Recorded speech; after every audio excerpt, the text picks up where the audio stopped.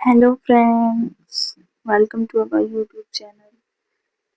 So friends, I hope आप सभी की डीएलएड के एग्जाम की प्रिपरेशन अच्छी चल रही होगी। मैं आज आपको यूपी डीएलएड का फर्स्ट सेमेस्टर का मैथ का प्रीवियस ईयर क्वेश्चन सॉल्व करवाने वाली हूँ 2024 वाला। तो चलिए करते हैं सॉल्व। आपके एग्जाम में जो फर्स्ट क्वेश्चन आते हैं वो होते हैं वस्तुनिष्ठ प्रश्न, MCQ type multiple choice question. सबसे पहले इसी को करेंगे। फर्स्ट क्वेश्चन है 0.6 इंटू 0.4 का मान है।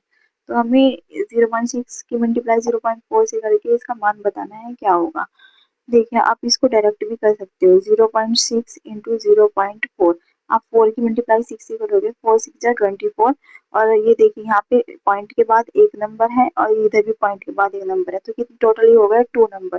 तो यहाँ पे पॉइंट लगाएंगे 1 2, 2 पॉइंट, 2 नंबर के बाद पॉइंट लगाएंगे और यहाँ पे 0, तो इसका आंसर रहेगा 0.24। और आप इसको इस मेथड से भी कर सकते हो। 0 यहाँ से पॉइंट हटाएंगे, अपॉन में 0 लग जाएगा, इसका भी पॉइंट हटाएंगे तो इसके अपॉन में 0 लग जाएगा। 6/10 और 4/10 हो जाएगा। 10 की 10 से मल्टीप्लाई करेंगे तो ये 100 हो जाएगा। 6 4 24। और आपको पता है जब 2 0 नीचे होती है या जितनी 0 नीचे होती है उतने ही नंबर के बाद ऊपर पॉइंट लगता है ऊपर वाले नंबर पे। तो नीचे 2 0 है तो ऊपर 2 नंबर है, 2 नंबर के बाद पॉइंट लगेगा। ये देखिए ये पॉइंट 0.24, तो आपका राइट आंसर हो जाएगा 3, 0.24।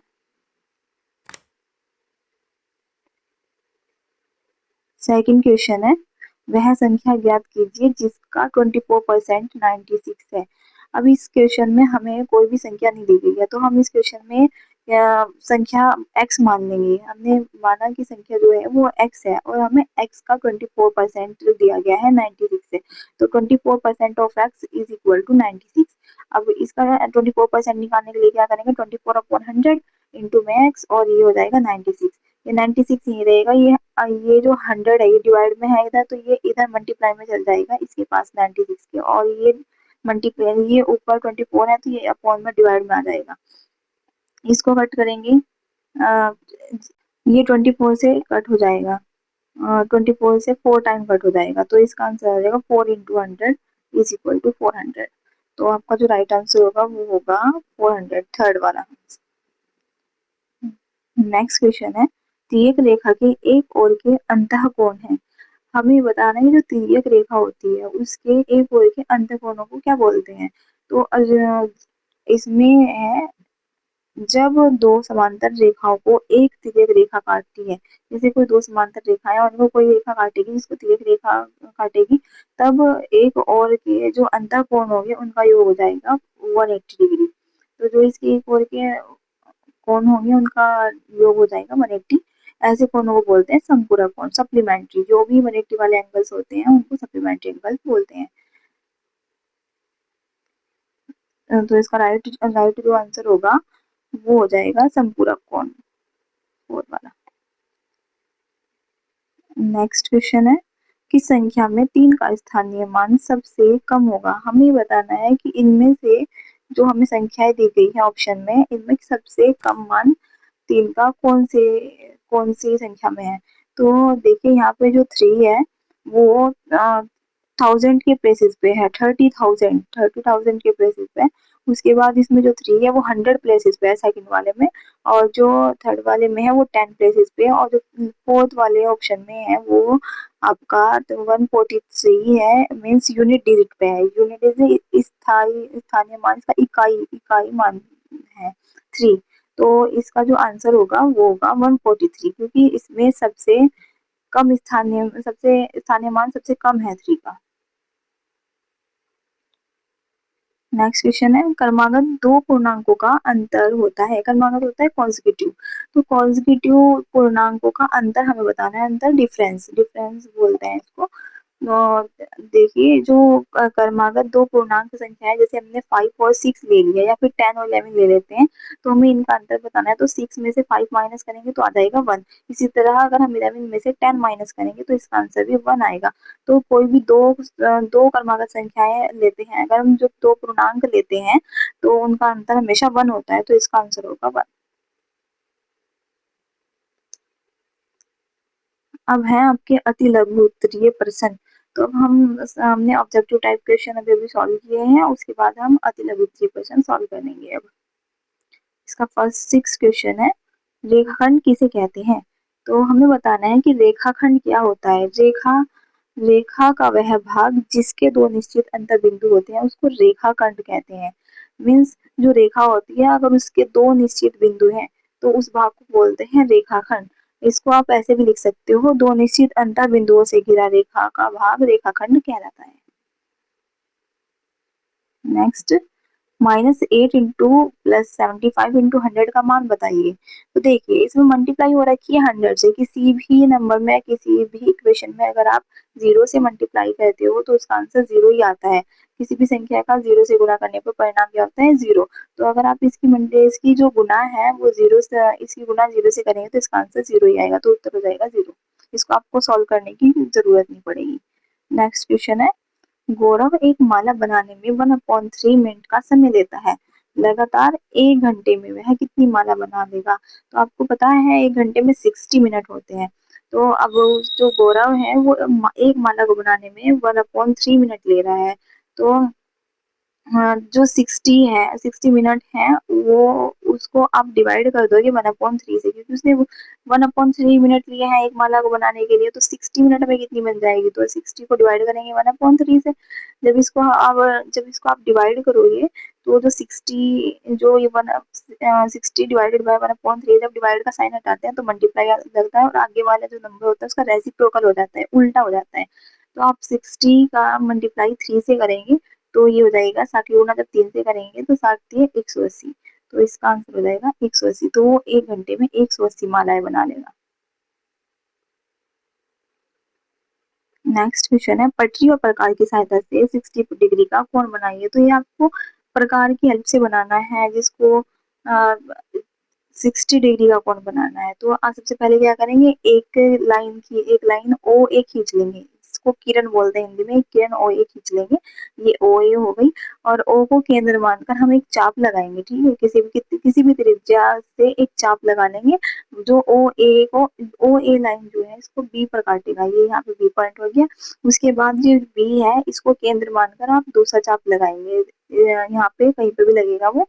तो जो यहाँ पे वो लगेगा उसको आप सी मान लेंगे, और फिर जो ओ है उसको सी से मिलाएंगे तो आपका यहाँ पे बन जाएगा 60 डिग्री का एंगल।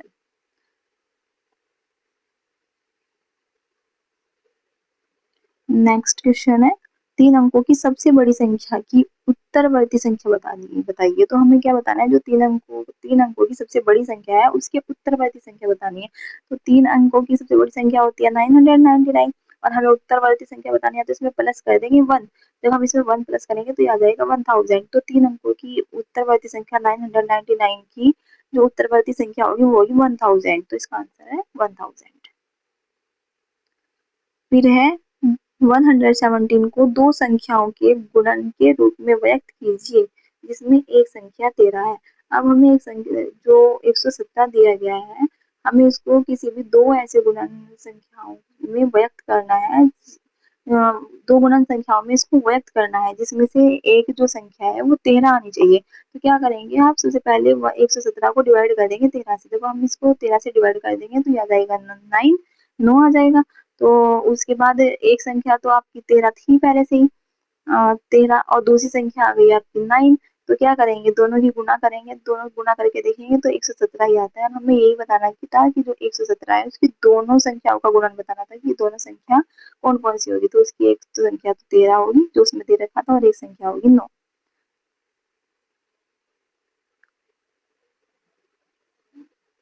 नेक्स्ट है लघु उत्तरीय प्रश्न। तो अभी आपने अति लघु उत्तरीय प्रश्न किए थे, तो अब लघु लघु उत्तरीय प्रश्न करेंगे। इसका जो फर्स्ट क्वेश्चन है, आई मीन 12 क्वेश्चन, ये है, एक बगीचे की लंबाई 115 मीटर तथा चौड़ाई 45 मीटर है, तो बगीचे को चारों ओर घेरने के लिए कितने मीटर तार की आवश्यकता होगी। एक बगीचा है, देखो जब भी किसी की लंबाई और चौड़ाई अलग अलग दी जाती है तो जाना चाहिए कि वो क्या है, वो एक रेक्टेंगल टाइप का है। आपको इसमें दिया नहीं गया कि वो रेक्टेंगल है, लेकिन ये रेक्टेंगल टाइप का होगा। तो इसकी जो लंबाई है वो 115 है और इस जो चौड़ाई है वो 45 है। और हमें इस क्या निकालना है, बगीचे के चारों ओर घेरने के लिए कितने मीटर तार की आवश्यकता है। तो चारों ओर का निकालेंगे तो क्या निकालेंगे, परिमाप निकालेंगे। हम चारों ओर घेरने के लिए बगीचे का परिमाप निकालेंगे। परिमाप का फॉर्मूला होता है दो गुना, दो ब्रैकेट में फिर लंबाई प्लस चौड़ाई, दो गुना लंबाई प्लस चौड़ाई, breadth L into B, two into L into L plus B, two into L plus B, ये फॉर्मूला होता है।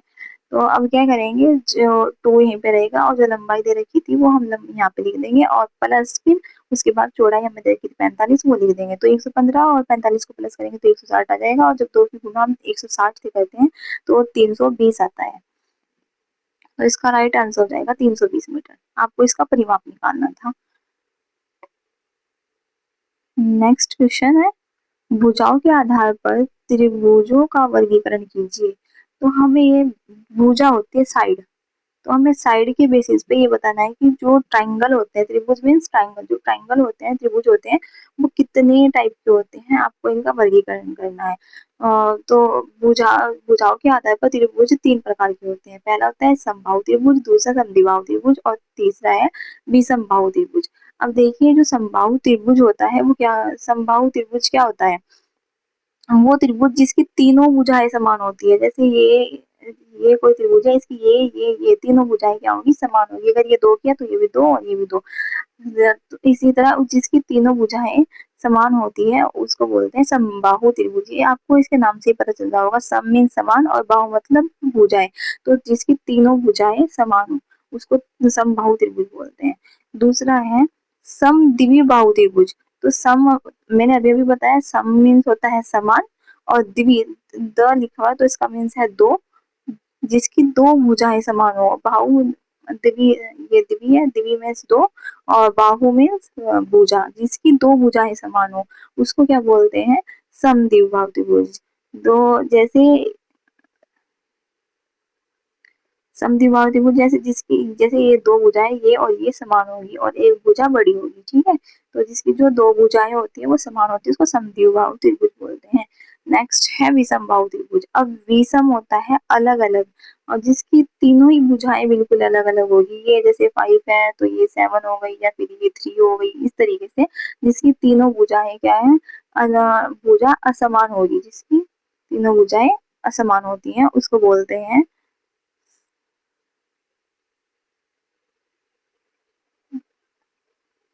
उसको बोलते हैं विषमबाहु त्रिभुज। तो भुजाओं के आधार पर जो त्रिभुज होते हैं वो तीन प्रकार के होते हैं, समबाहु त्रिभुज, समद्विबाहु त्रिभुज और विषमबाहु त्रिभुज। अब नेक्स्ट क्वेश्चन की तरफ चलते हैं। और नेक्स्ट क्वेश्चन है, एक दुकानदार ने 1500 रुपए का कोट 25% की छूट देकर बेचा। बताइए कोट कितने में बेचा। तो कोई कोट है जो 1500 रुपए का है, उसको 25% की छूट दे दी गई है। तो अब हमें बताना है कि वो कितने का है। तो आप क्या करेंगे, 1500 का 25% निकालेंगे, तो 25% ऑफ 1500 या फिर 1500। जब इसका 25% का 1500 का 25% निकालते हैं तो ये हो जाएगा 25/100 इंटू में 15। दो जीरो से दो जीरो कट जाएगी, 25 मल्टीप्लाई 15 से करेंगे तो ये आ जाएगा 375।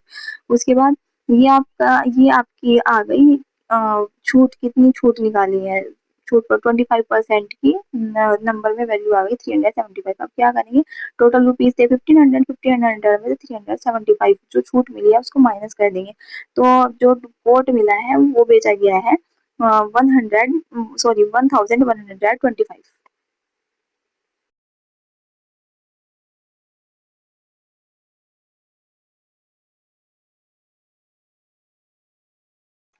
क्वेश्चन नंबर 15 है, दो संख्याओं का महत्तम समापवर्तक एचसीएफ तथा लघुत्तम समापवर्ती एलसीएम क्रमशः 5 और 175 है। यदि दो संख्याओं का अनुपात 5 अनुपात 7 है तो बड़ी संख्या का मान बताइए। देखिए इसमें क्या करना है, इसमें हमें HCF और LCM की वैल्यू दी गई है। HCF और LCM दिया गया है। HCF है इसमें आपका 5, ठीक है, और LCM है 175। अगर हमें क्या करना, हमें बताया गया है कि दो संख्याओं का अनुपात दे रखा है। हमें दो संख्याओं का अनुपात क्या है, 5 और 7 रेशियो में दे रखा है। तो बड़ी संख्या फाइंड करनी है, इनमें से बड़ी संख्या कौन सी होगी। अब इसको बड़ी संख्या निकालने के लिए हम एक फॉर्मूला लगाएंगे यहाँ पे, जिसमें HCF और LCM दोनों की वैल्यू दे रखी होती है, और जब दो संख्या दे रखी होती है तो उसके लिए एक फॉर्मूला होता है HCF into LCM is equal to first number into second number, दोनों गुनाओं, दोनों संख्याओं का गुणनफल, ठीक है। तो यहाँ पे क्या करेंगे, HCF हमें दे रखा था 5, वो रखेंगे, और LCM दे रखा था हमें 175, वो रखेंगे। और जो हमें वैल्यू दे रखी है, दो संख्याएं दे रखी है 5 और 7, 5:7, तो इसको क्या करेंगे, हम इसको मान लेंगे कि 5, जब हमें इस रेशियो में दे रखा है तो हम इसको डायरेक्ट नहीं लिख सकते, इसलिए हम इसको 5x और 7x मान लेंगे, और हम इज इक्वल टू में लिख देंगे 5x इंटू 7x, ठीक है। अब क्या करेंगे, ये 5 इंटू 175 अपॉन, ये जो 5 और 7 है ये इधर मल्टीप्लाई में है, इधर आ जाएगा डिवाइड में, 5 इंटू 7 इज इक्वल टू, यहाँ पे x और x मल्टीप्लाई हो जाएगी तो ये हो जाएगा एक्स स्क्वायर, ठीक है, एक्स स्क्वायर। अब क्या, 5 से 5 पर कैंसिल हो जाएगा, और 7 से इसको कट करेंगे तो 25 टाइम कट हो जाएगा, ठीक है। और ये एक्स स्क्वायर की वैल्यू जो है वो आ जाएगी X square is equal to 25। अब जब इसका स्क्वायर करेंगे, इसका रूट हो जाएगा, जब इसका स्क्वायर हटेगा तो इस वाले का रूट हो जाएगा, तो ये हो जाएगा X is equal to root 25। जब हम इसको सॉल्व करेंगे तो ये आ जाएगा एक्स इज इक्वल टू 5। तो जो x है उसकी वैल्यू आ गई है 5। हमें जो वैल्यू दे रखी थी, जो हमें नंबर्स दे रखे थे, दो संख्याएं, वो थी 5x और 7x, हमने जो माना था। तो जहाँ पे x है वहाँ पे हम 5 वैल्यू पुट कर देंगे, ये हो जाएगा जब 5 इंटू 5, यहाँ पे ये पुट करेंगे तो हो जाएगा 25, और 7 इंटू 5 जब इसमें पुट करेंगे तो ये हो जाएगा 7 5 जा 35, ठीक है, 35। तो इसमें आपको बताना था बड़ी संख्या क्या है, तो इसमें बड़ी संख्या है आपकी 35। तो आपका जो राइट आंसर है वो हो जाएगा 35। आपको ये इसी तरीके से सॉल्व करना है, और इसमें बड़ी संख्या है 35, ठीक है।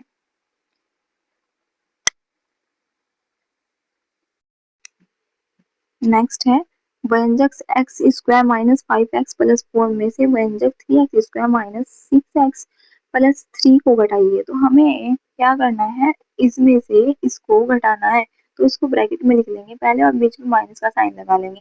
अब क्या करेंगे, ब्रैकेट से बाहर निकालेंगे, पहले वाला तो सेम आएगा, लेकिन दूसरे वाले में जो माइनस है उससे गुना हो जाएगी पूरे ब्रैकेट में, तो ये minus x x x square हो जाएगा, और ये हो जाएगा माइनस माइनस प्लस प्लस का 6x, और नेक्स्ट है माइनस, और ये प्लस है तो माइनस प्लस हो जाएगा माइनस, तो माइनस का 3 हो जाएगा। अब इसको सॉल्व करेंगे। अब जो एक्स, ये है 3x स्क्वायर और ये है एक्स स्क्वायर, इसमें से ये माइनस कर लेंगे तो आ जाएगा 2x स्क्वायर, और ये 6x है और ये माइनस 5x है, तो 6x में से 5x माइनस करेंगे x आ जाएगा, और 4 में से 3 माइनस करेंगे तो 1 आ जाएगा। तो आपकी जो वैल्यू है वो आ गई है, वो आ गई है -2x square plus x plus 1। Next question है, विजातीय व्यंजक किसे कहते हैं। अब हमें बताना है कि विजातीय व्यंजक क्या होते हैं। जिन व्यंजकों के चर या उनके घात समान नहीं होते उन्हें विजातीय व्यंजक कहते हैं। देखिए, घात होता है पावर, जिन व्यंजकों का जो चर होगा या फिर उनकी पावर या फिर घात जो है वो समान नहीं होगी उनको विजातीय व्यंजक कहते हैं। आप इसको ऐसे भी लिख सकते हो, जिन व्यंजकों के चर या उनके घात समान ना हो उन्हें विजातीय व्यंजक कहते हैं। आपका इस वीडियो का लास्ट क्वेश्चन है, इस पेपर का लास्ट क्वेश्चन है, अजय के घर से बाजार 11.5 किलोमीटर दूर है, इसी रास्ते पर उसका विद्यालय बाजार से 1.25 किलोमीटर दूर है, अजय के घर से विद्यालय की दूरी बताइए। तो हमें क्या बताना है कि कोई लड़का है अजय, जैसे उसका घर यहाँ पे है और उससे 11.5 मीटर की दूरी पर क्या है, उसका बाजार है, मार्केट है, और उस मार्केट से 1.25 किलोमीटर की दूरी है, दूरी पर क्या है, उसका विद्यालय है। तो उसका विद्यालय से यहाँ पे 1.25 की दूरी पर होगा तो क्या करेंगे, 11.5 में से 1.25 माइनस कर देंगे। हमें क्योंकि क्या निकालना है, अजय के घर से विद्यालय की दूरी निकालनी है, हमें मार्केट की दूरी नहीं निकालनी है, हमें तो मार्केट की दूरी पहले से ही दे रखी है, बाजार की दूरी हमें दी हुई है। तो हमें सिर्फ जो उसका विद्यालय है बीच में यहाँ पे आए तो उसके विद्यालय तक, उसके घर से उसके विद्यालय की दूरी निकालनी है।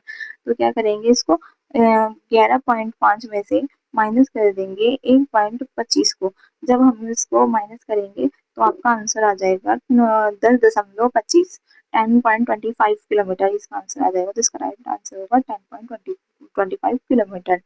तो इसी के साथ ये आपका लास्ट क्वेश्चन था, आपका पेपर कंप्लीट हो गया है 2024 का। एंड वीडियो अच्छी लगी हो तो लाइक करें, और चैनल को सब्सक्राइब करें ताकि हमारी आने वाली वीडियो आप तक जल्द से जल्द पहुंच सके। Thank you so much.